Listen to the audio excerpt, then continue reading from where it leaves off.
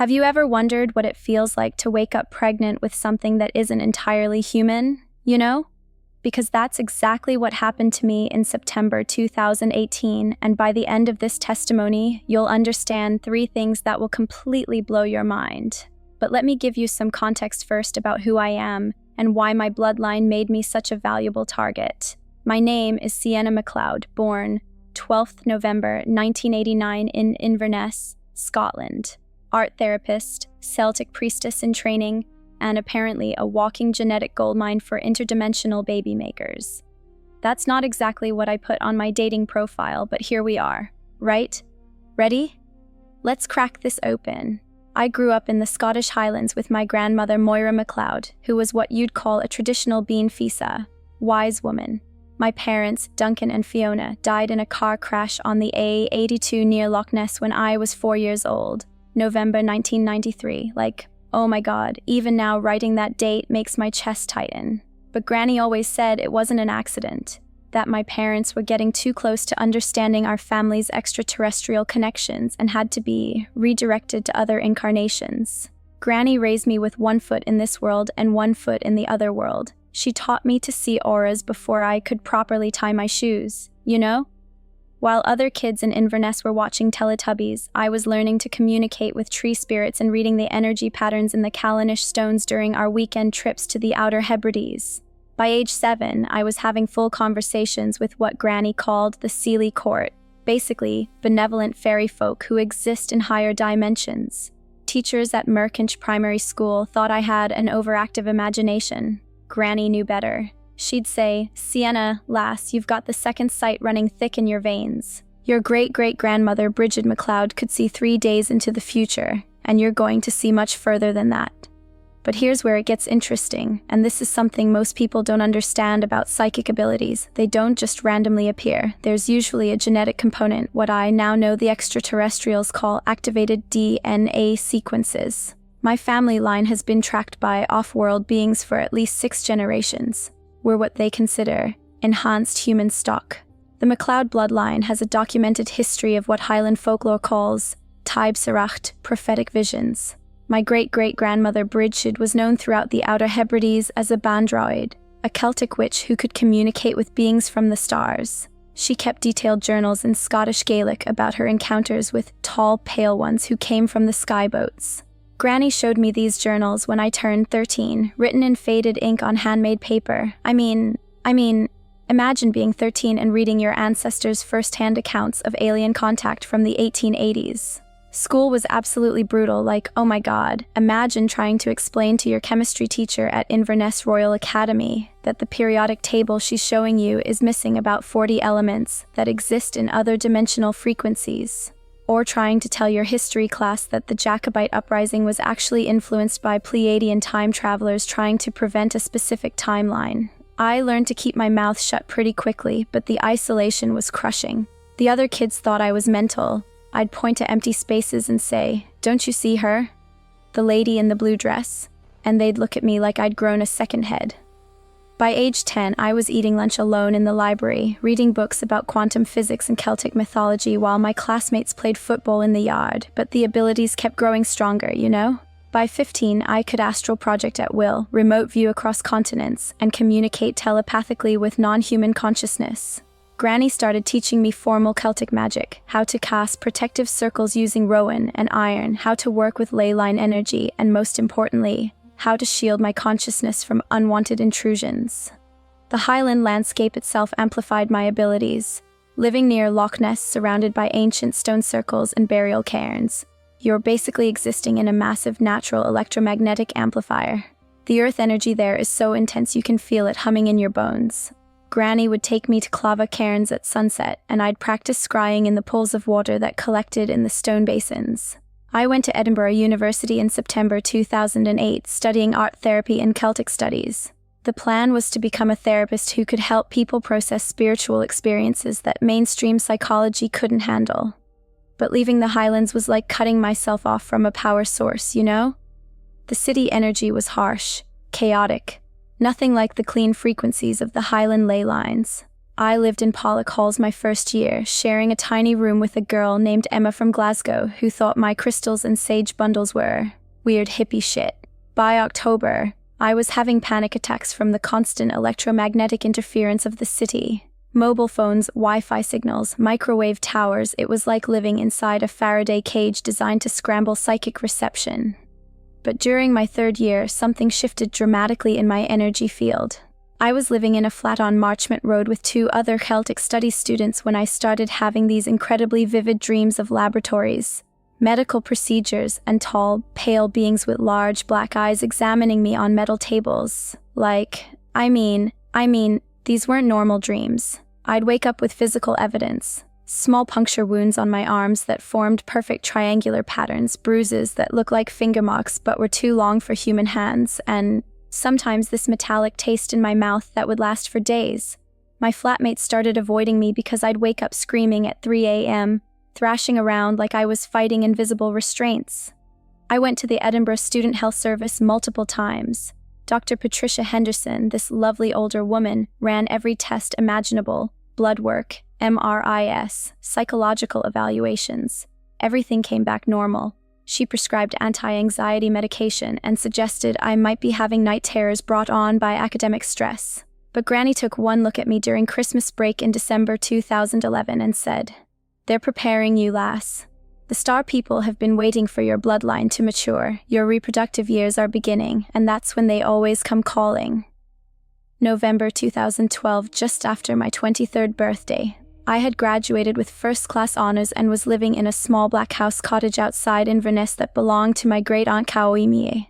The cottage was built in 1847, with walls 3 feet thick and a roof of Highland thatch. More importantly, it sat directly on top of a major ley line intersection that connected to the Callanish Stones, Scarabray, and Newgrange. I was working with trauma clients at the Highland Psychotherapy Centre during the day and practicing what I called energy archaeology in the evenings, helping people recover memories from past lives and parallel timelines. That's when I had my first fully conscious contact experience. It was the night of the new moon in Scorpio, November 13th, 2012. I was doing a deep meditation in the stone circle behind my cottage, these massive granite megaliths that have been there for over 4,000 years. Archaeological evidence suggests they were built by the same people who created Stonehenge, but Granny always insisted they were much older, placed there by the first people who came from the stars. Ancient sites like that are basically interdimensional portals, you know. The magnetic field measurements there are off the charts. We're talking electromagnetic anomalies that would make a physicist weep. I was trying to connect with my Celtic ancestors when suddenly the air around me started shimmering like heat waves rising from summer pavement. 3 beings materialized right in front of me, just stepped out of what looked like folded space. Not the typical grays you hear about in most abduction accounts. These were much taller, maybe 8 feet, with elongated skulls and skin that looked almost translucent, like moonlight made solid. They had these incredibly beautiful, otherworldly faces, but their eyes were completely black, like looking into deep space. Later I learned they were from the Zeta Reticuli system, specifically a faction that works closely with what they call the Genetic Preservation Council. The lead being communicated telepathically, and his mental voice felt like silver bells ringing inside my skull. Sienna MacLeod of the Highland bloodline. You have been selected for the Hybrid Genesis program. Your genetic template contains dormant codes that we require for our offspring. I'm sitting there in my meditation circle like, oh my God, wearing my grandmother's ceremonial robes and burning frankincense from a Celtic cauldron, having a full telepathic conversation with literal extraterrestrials, and my first thought was, well, this explains a lot about my family tree. But then, the reality hit me. They weren't asking for permission. They were informing me of what was going to happen.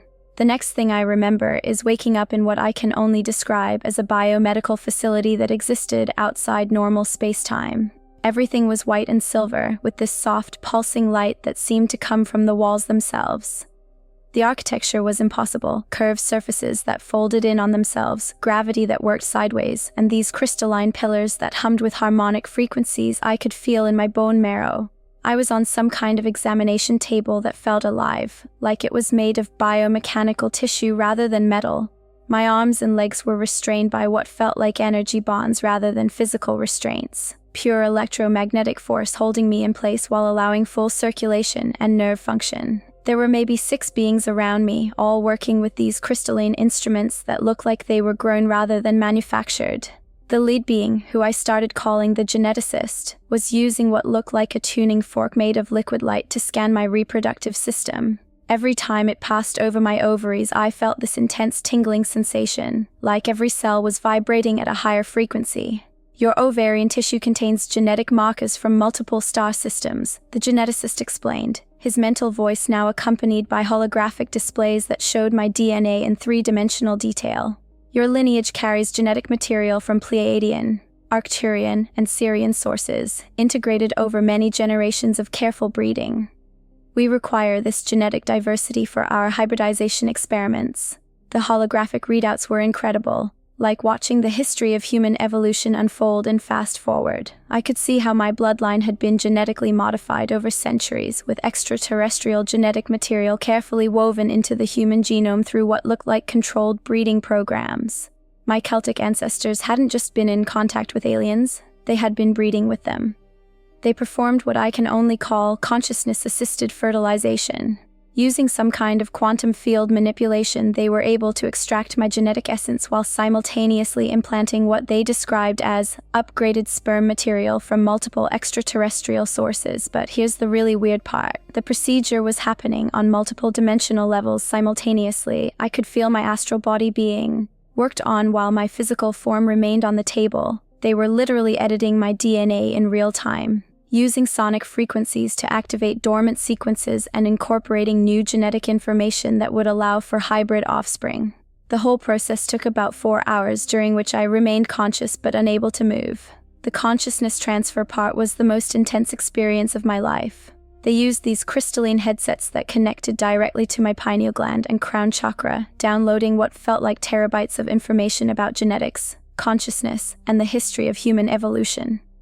I suddenly understood things that would take human scientists decades to discover: how DNA operates as both a biological blueprint and a consciousness antenna, how different star systems have contributed to human evolution over millions of years, and why certain bloodlines are more psychically active than others. When they returned me to my cottage, I had no conscious memory of the experience for the first 3 days. But then the psychic download started, sudden influxes of knowledge that would hit me like lightning bolts while I was making tea or reading the newspaper. I'd suddenly know the molecular structure of water on Jupiter's moons or understand how crop circles are created using sound wave manipulation. I also began experiencing what conventional medicine would call phantom pregnancies.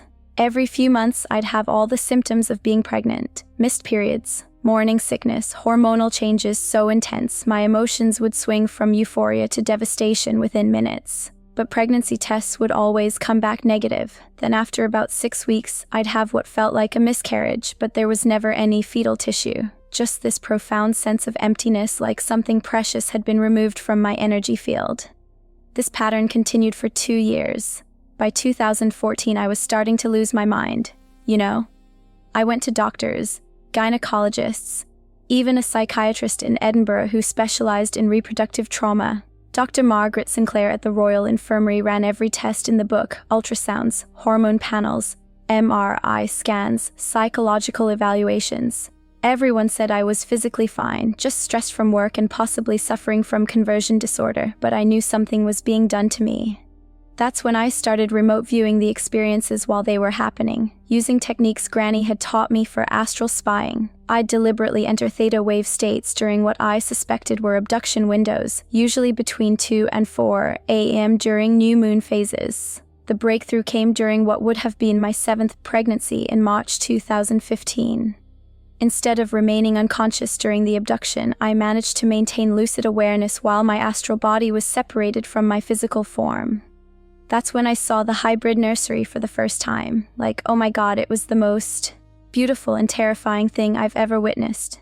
Imagine a cathedral made of living crystal, with rows upon rows of bioenergetic incubation chambers that pulsed with their own internal light. Each chamber contained what looked like human-alien hybrid babies in various stages of development. Some looked almost entirely human except for their large, luminous eyes. Others had the elongated skulls and pale skin of their extraterrestrial fathers. All of them were connected to these bioenergetic umbilical cords that pulsed with rainbow-colored plasma. The geneticist noticed my conscious presence and seemed genuinely pleased rather than alarmed. "You are finally ready to understand your role in the great work. These children carry the genetic keys to humanity's next evolutionary phase. Your bloodline provides the emotional and intuitive capabilities that pure, extraterrestrial genetics lack." He showed me 7 different hybrid children that carried my genetic material, using holographic displays that let me see their DNA structure, psychological profiles, and assigned missions. Each one was being raised in a different environment, some on ships, others on what looked like terraformed planets with purple skies and twin suns, and a few in underground facilities here on Earth that looked like the most advanced medical centers you can imagine. They were being trained in consciousness manipulation, interdimensional travel, and something called planetary healing protocols. The youngest, who looked maybe 5 years old, could already levitate objects using pure mental energy and communicate telepathically across galactic distances. The oldest, who appeared to be in his teens, was practicing something that looked like time travel, stepping in and out of different temporal streams like walking through doorways. But here's where the story takes a dramatic turn, because while I was watching my hybrid children grow up in alien nurseries, I was also developing abilities that the Zeta apparently hadn't anticipated.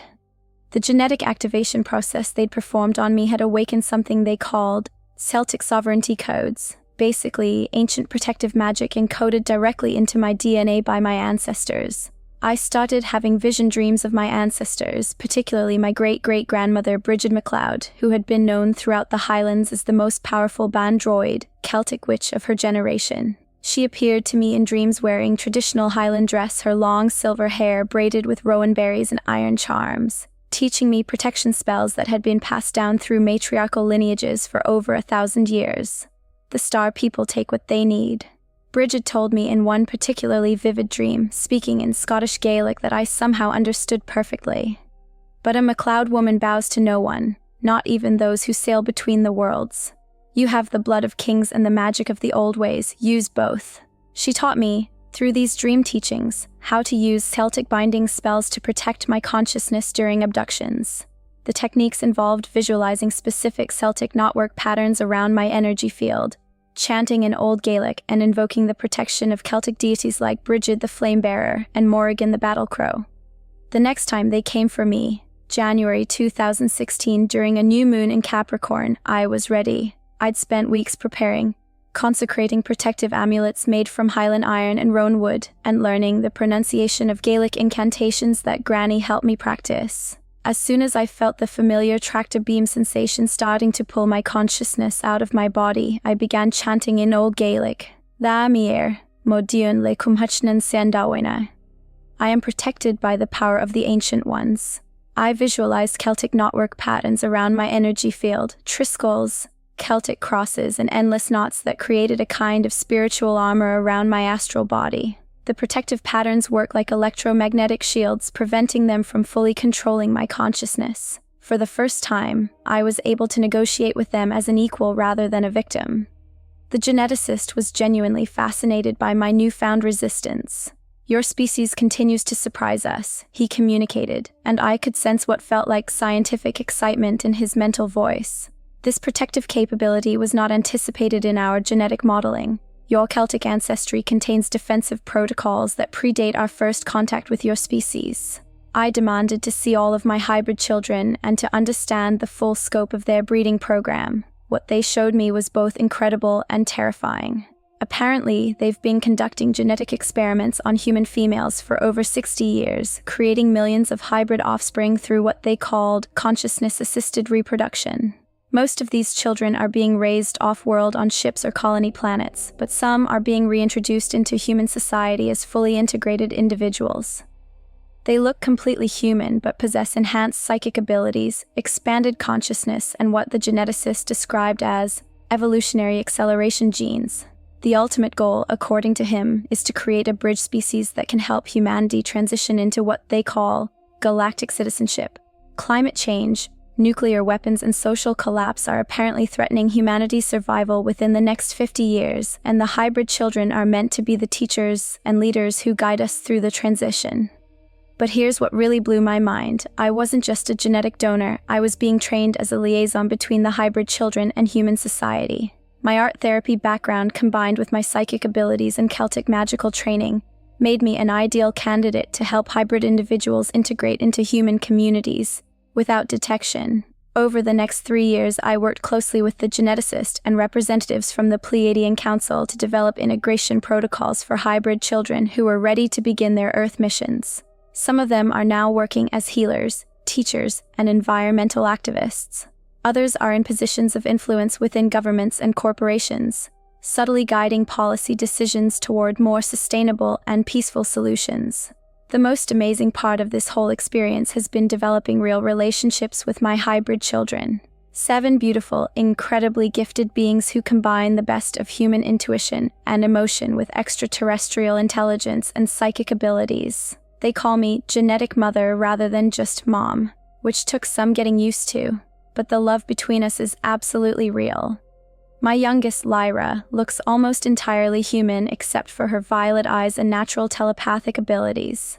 She's currently incarnated as a 16-year-old in Bergen, Norway, working with environmental groups to develop consciousness-based solutions to climate change. She can communicate with dolphins and whales telepathically and is helping coordinate what she calls cetacean consciousness networks to monitor ocean health.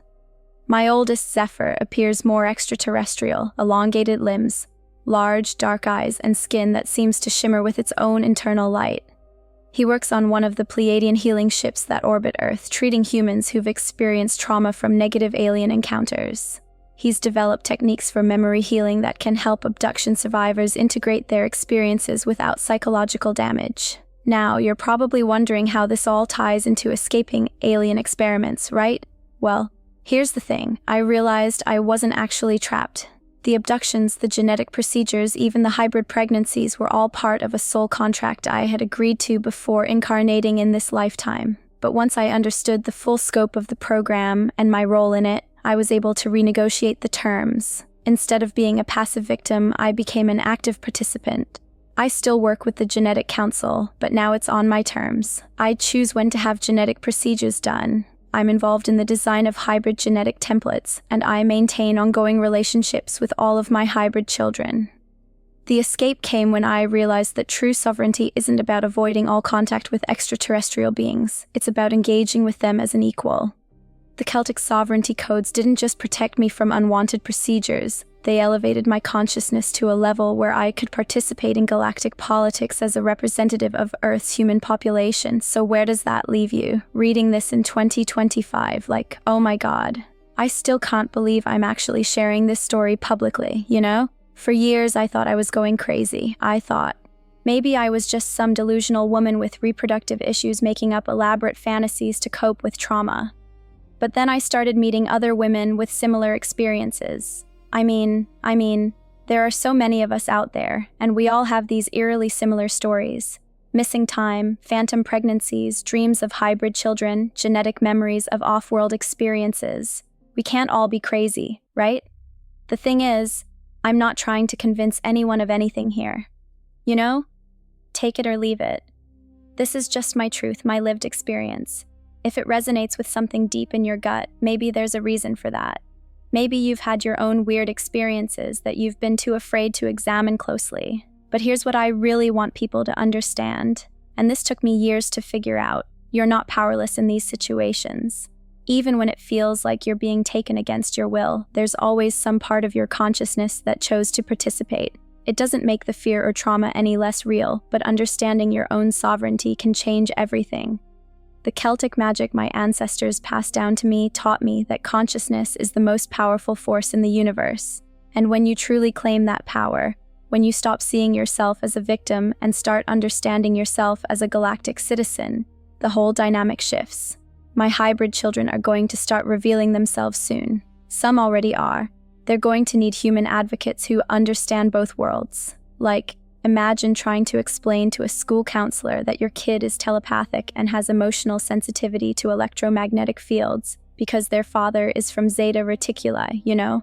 That's why I'm finally telling this story. Because the world is changing, whether we're ready or not, and maybe, just maybe, Sharing my experience will help someone else understand their own. I mean, what else can I do? Keep it all secret forever. Let other women think they're losing their minds when they start having these experiences. No way. We need to start talking about this stuff openly, even if people think we're completely mental. So yeah, that's my story. Sienna McLeod, art therapist, Celtic priestess, genetic mother to 7 beautiful hybrid beings who are going to help save this planet. Like, oh my God, if you'd told me that's what my life would become when I was studying at Edinburgh, I'd have checked you into a psychiatric facility myself. But here we are, and honestly, despite all the weirdness, all the fear, all the confusion, I wouldn't change any of it. Those experiences opened me up to a reality so much bigger and more beautiful than anything I could have imagined. May the Celtic winds carry you safely through whatever comes next.